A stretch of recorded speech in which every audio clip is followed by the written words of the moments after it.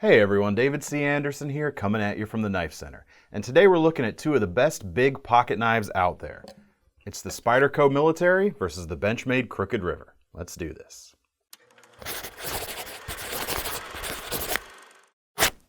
Each of these knives are bigger, heavier users, each with about 4 inches of S30V steel. But the aesthetics are quite different. One, the Spyderco Military, is definitely more tactical, whereas the Benchmade Crooked River has more of a hunting look. But each is great for any kind of heavier work you might need to do. The Military is what Spyderco founder Sal Glesser came up with when someone asked him what knife he would give to his son if he were joining the military. And he wanted to give him something that was high performance but still lightweight, so it wouldn't be too heavy to carry. The blade has a classic Spyderco shape, has a full flat grind with excellent slicing geometry, and you can get it in satin or black coated variations. Spyderco's signature opening hole makes it very easy to open this knife with either hand.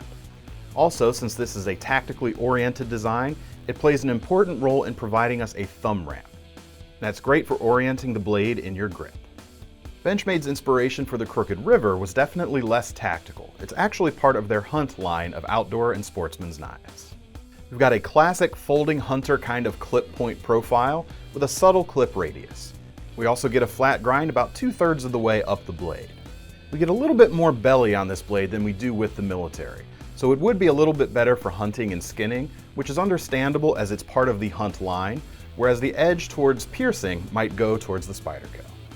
Because of the grind on the Crooked River, the geometry is not quite as acute as the Military, which should slice a little bit better, although you might have a little bit more lateral strength with the Benchmade. Now this is not something we've tested, but it's just an educated guess.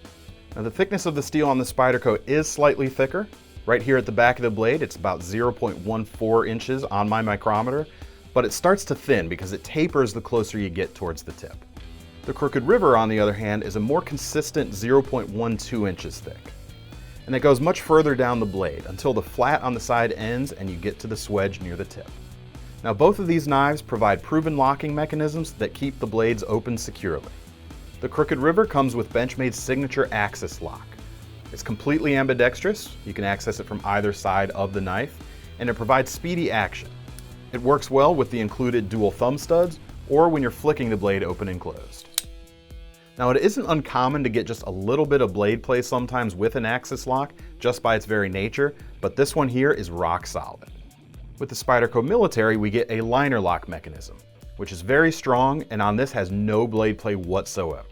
Now this is a nested liner, it isn't a full liner, and it narrows and tapers towards the rearmost backspacer so that it keeps the weight down versus a full liner. It's no less strong though because of that, because the construction of this is fairly simple with thick slabs of G10.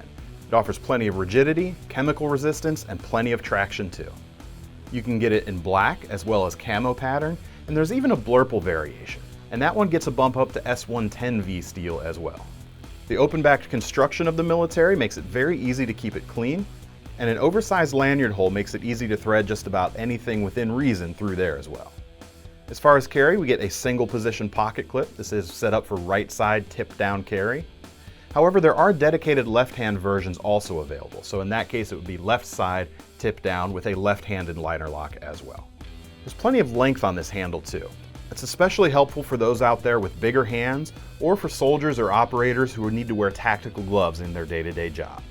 Even beyond the standard grip, we get a little bit of extra length thanks to the integrated finger choil. It has a little bit of jimping for traction, and it lets you choke up so you can really be precise with this blade, especially the tip. The Crooked River's handle is a little less simple and a little fancier overall, inspired by classic folding hunters. We get aluminum bolsters, and you can see on each side we have an orange pivot collar that integrates with an orange G10 backspacer as well. This version I'm holding features a gray G10 handle scales, but you can also get this model with stabilized diamond wood for a more traditional look. As far as the available handle length, there's slightly less room overall than the Military, but it's still plenty even for those out there with bigger hands. We do see a little bit of contouring on the handles as opposed to the flat slabs on the Military, but there's not quite as much height, so it's a slightly slimmer grip overall, but still feels very secure in the hand. No matter which you choose, each of these big folders is going to serve you well. Each one's made right here in America, and they've got the build quality that you can take pride in owning. Despite each being styled to a particular market, Both knives are going to be versatile and hardworking in just about any environment, so it probably just comes down to which kind of aesthetics you prefer. Would you take the utilitarian tactical Spyderco Military or the classically inspired Benchmade Crooked River? Let us know in the comments which knife you prefer, and let us know if you've got another alternative competitor in mind too. And to get your hands on either of these knives, you can click the links in the description to head over to KnifeCenter.com. Gotcha. Plenty of reach to get about just it.